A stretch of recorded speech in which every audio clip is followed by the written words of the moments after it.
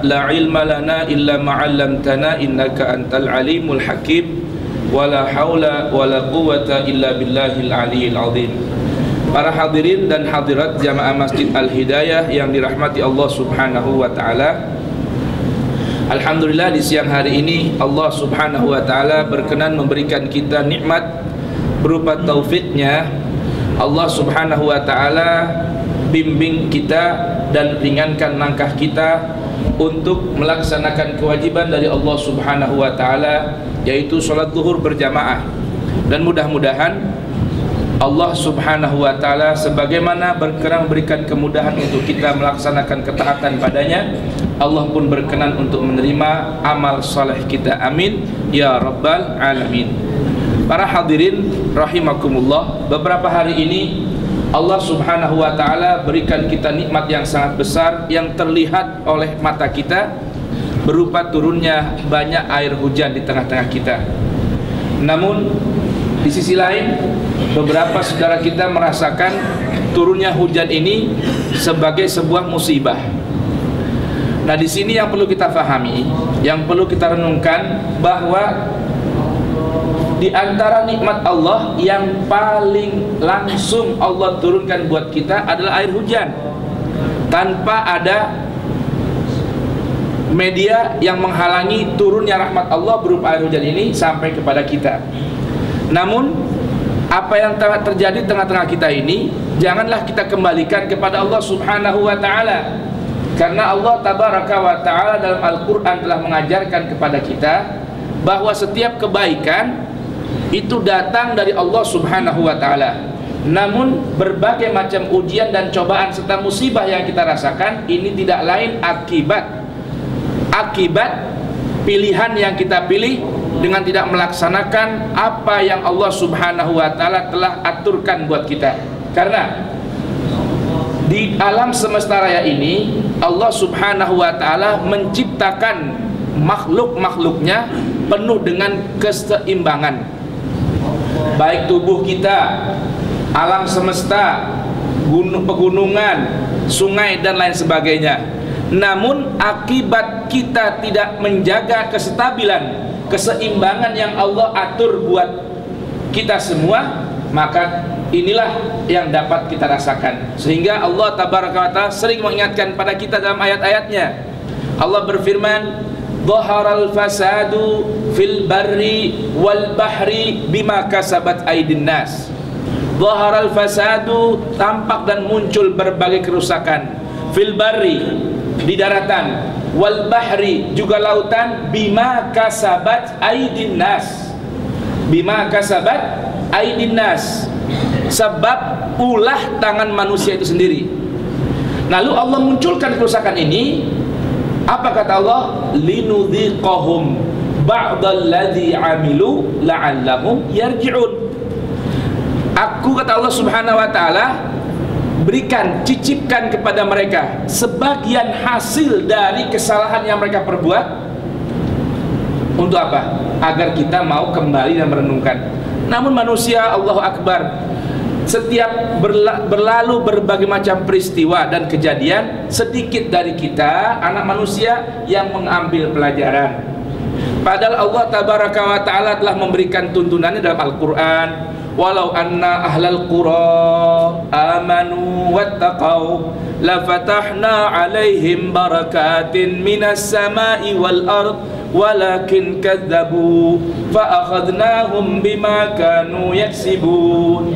Allah gambarkan kepada kita dan Allah terangkan kepada kita dengan ayat yang begitu jelas, begitu detail. Apa kata Allah? Walau anna ahlal qura, kalau saja penduduk satu negeri mau amanu, beriman kepada Allah, wattaqau, dan menjaga ketakwaannya kepada Allah, la fatahna, pasti kami bukakan, alaihim, atas mereka, barakatin, berbagai macam keberkahan, minas samai wal ard, dari langit maupun bumi, semua berisikan keberkahan. Hujan yang turun pun akan membawa keberkahan, yang dari dalam bawah bumi pun akan muncul berbagai keberkahan. Walakin kadzabu, walakin kadzabu, namun mereka ini mendustakan ayat-ayat Allah, baik ayat-ayat yang bersifat kauniyah yang Allah bentangkan di alam semesta raya ini.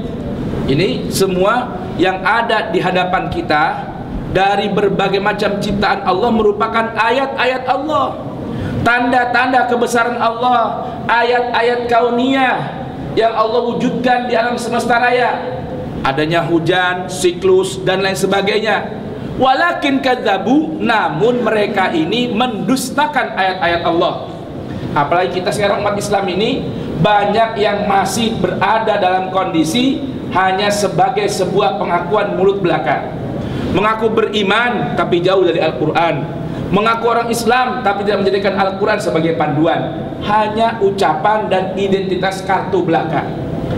Bernama fulan, beragama Islam tapi sangat jauh dari Islam. Jangan. Ini Allah sudah ingatkan, walakin kadzabu, tetapi mereka mendustakan ayat-ayat Allah. Maka apa kata Allah balasannya? Fa akhadnahum bima kanu yaksibun. Maka kata Allah, kami balas dengan berikan siksa buat mereka sebab ulah perbuatan mereka. Jadi kata kuncinya amanu wa taqau. Ini kalau kita jabarkan arti iman dan takwa, bermuara pada dua hal. Iman berkenaan dengan amal hati kita, takwa aplikasi dari keimanan dalam hati kita.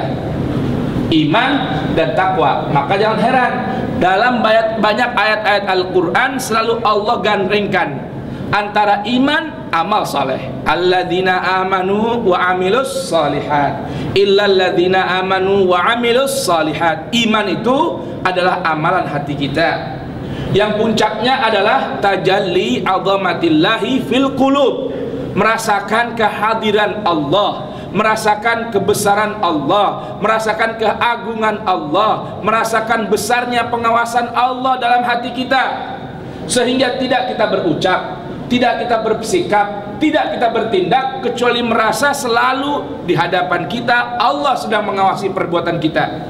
Allahu Akbar. Lihat, kalau kita sedang sholat ini, di antara kunci untuk kita dapat khusyuk, resapi, hayati, ingat, ketika kita mulai Allahu Akbar, berarti Allah sedang melihat kita, Allah sedang memperhatikan kita. Carmuklah kepada Allah dalam sholat kita, itu bahasanya. Cari muka kepada Allah. Ketika kita sholat dengan apa? Konsentrasi kita, pikiran kita, jiwa dan raga kita berikan semua untuk Allah Subhanahu wa ta'ala. Sebagaimana kita bisa konsentrasi ketika sedang melaksanakan tugas dari atasan kita di depan meja komputer, terkadang handphone berbunyi pun kita tidak terasa. Kenapa? Karena kita sedang fokus pada satu urusan. Maka ketika sholat, itulah waktu antara kita dengan Allah sedang melaksanakan hubungan yang sangat indah, sehingga dinamakan saja sholat oleh Allah. Ritual menghadapnya seorang hamba kepada sang pencipta, Allah berikan nama yang sangat indah, yaitu sholat. Sholat itu artinya silat. Silat itu artinya hubungan komunikasi kepada sang pencipta, antara makhluk dengan sang pencipta. Oleh karenanya berikan semua untuk Allah Subhanahu wa ta'ala. Ayo coba, ayo kita bisa nonton film, nonton bola dengan konsentrasi. 1 jam kita kuat. Nonton sinetron setengah jam kita kuat. Masuk ke prime tentuan, nonton bioskop 1,5 jam kita kuat konsentrasi. Mungkin HP kita silent dulu, mungkin SMS kita nggak balas. 1 jam bisa konsentrasi. Selepas nonton film, kita bisa menceritakan kepada orang lain hasil atau rangkuman dari apa yang kita lihat. Maknanya konsentrasi penuh kepada apa yang kita lihat. Lalu hanya buat Allah sekedar 5 menit, masa kita tidak bisa berikan? Hanya untuk Allah sekedar 5 menit, kenapa tidak bisa kita berikan seluruh jiwa dan raga kita untuknya? Sehingga maaf, kita ada handphone berbunyi, terganggulah sholat kita. Kita nggak bisa berikan kepada Allah Subhanahu wa ta'ala. Ada yang lewat pun kita terganggu juga pikiran kita. Hanya untuk Allah. Padahal ketika sedang sholat, sebagaimana dijelaskan dalam berbagai macam riwayat hadis, ketika kita sedang sholat, aqbalallahu ilaihi, Allah akan menghadapkan dirinya pada kita, melihat kita. Jadi ketika kita sholat menghadap arah yang sama, itu Allah sedang melihat kita. Sehingga ada sebuah riwayat menjelaskan, fa idzal tafata a'radallahu anhu.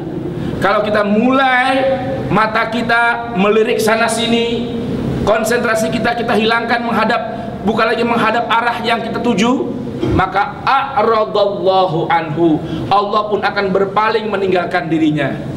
Allahu Akbar. Sedih rasanya kalau kita ingin diperhatikan orang. Kenapa kita tidak ingin memberikan jiwa dan raga kita agar selalu diperhatikan oleh Allah Subhanahu wa ta'ala? Lihat, berbagai macam hadis menjelaskan kepada kita. Ketika para sahabat bertanya kepada baginda Rasul agar ingin, ya Rasulullah, doakan aku agar aku bisa menemani engkau di dalam surga. Apa kata Nabi sallallahu alaihi wasallam? Idzan a'inni ala dzalika bi kasratis sujud. Wa fi riwayatin a'inni ala dzalika bi kasratis shalah. Mau nemani aku di surga? Mau menjadi teman aku di surga? Kata Nabi, baik, aku bisa doakan, minta kepada Allah, tapi ingat, bantu aku mewujudkan hal itu dengan apa? Kasratis sujud. Dengan apa? Kasratis shalah. Perbanyak sujud kepada Allah, perbanyak membuka hubungan komunikasi kita kepada Allah. Indah. Namun sayang dari kita sangat mulai sibuk dengan dunia yang digambarkan dalam Al-Quran. Mudah-mudahan ini tidak terjadi pada kita ini, karena ini adalah bagian dari karakter orang-orang munafik. Syaghalatna amwaluna wa ahluna fastaghfir lana dzunubana. Ketika Nabi sallallahu alaihi wasallam mengajak orang-orang munafik untuk memberikan jiwa dan raganya berjihad di jalan Allah, apa jawab mereka? Syaghalatna amwaluna wa ahluna. Mohon maaf wahai Muhammad, mohon maaf wahai Rasul, kami sibuk mengurus harta kami disibukkan oleh keluarga kami. Fastaghfir lana, tolong mohonkan ampun saja untuk kami. Allahu Akbar. Ini karakter orang-orang munafik yang Allah gambarkan lagi dalam Al-Quran. Wa idza qamu ila sholati qamu kusala. Kalaupun mereka mau ngerjakan sholatnya pun malas-malesan, tidak ada rasa nikmat dalam sholatnya. Lihat ini. Nah, setelah terjaga hubungan yang baik dengan Allah, maka prakteknya akan teraplikasi melalui amal soleh, ucapan, perbuatan, sikap, dan perilaku kita sehari-hari. Makanya nggak pernah lepas tuh antara iman, amal soleh, iman dengan amal soleh. Karena hati ini bila sudah baik hubungan dengan Sang Pencipta, maka ucapan, sikap, dan perbuatan pun akan tampil melalui kehidupan kita sehari-hari yang menggambarkan isi dari hati yang tersinari dengan iman kita kepada Allah Subhanahu wa ta'ala. Nah, di antara medianya selepas kita sholat adalah membaca Al-Quran. Karena Al-Quran adalah surat cinta dari Allah buat kita. Ayo sekarang kita tanyakan diri kita, sudah berapa banyak hari ini kita membaca Al-Quran? Bukan hanya dibaca, tambahkan lagi dong. Karena tujuan Al-Quran adalah sebagai guidance. Diturunkan Al-Quran sebagai guidance, pembimbing, pemandu, pengatur, penuntun hidup kita agar dapat bahagia dunia hingga akhirat. Ayo mas, mulai hari ini masyarakatkan untuk satu hari kita baca Al-Quran selain satu juz, tambahkan dengan meresapinya, menghayatinya, memahaminya ayat per ayat, kata per kata, satu halaman satu hari. Insya Allah mudah-mudahan bermanfaat. Dan jangan lupa bagi yang punya waktu, hari Sabtu nanti jam 9 lusa tanggal 14 Februari ya, yang katanya rame orang sebut dengan apa? Valentine Day apa tuh? Hari kasih sayang katanya ya. Ayo hadir di masjid sini, akan ada tabligh akbar bersama Ustadz Husain dan Ustadz Heri Nurdi berkenaan dengan bagaimana berkasih sayang. yang sesuai dengan tuntunan Al-Quran dan Sunnah Nabi Sallallahu Alaihi Wasallam. Jangan lupa ajak istri, ajak keluarga semua. Dan insya Allah akan ada ganjaran perutnya juga, ya Pak ya. Ya, nggak dilupain ya. Ada makanan, ada minuman. Yang punya istri bawa istri. Yang punya anak bawa anak. Habis itu mau belanja, belanja silakan dah. Ya. Di hari Sabtu jam 9 pagi hingga menjelang sholat zuhur berjamaah. Mudah-mudahan bermanfaat. Billahi taufiq wal hidayah. Subhanakallahumma bihamdik, asyhadu an la ilaha illa anta, astaghfiruka wa atubu ilaik. Wal afu minkum. Wassalamualaikum warahmatullahi wabarakatuh.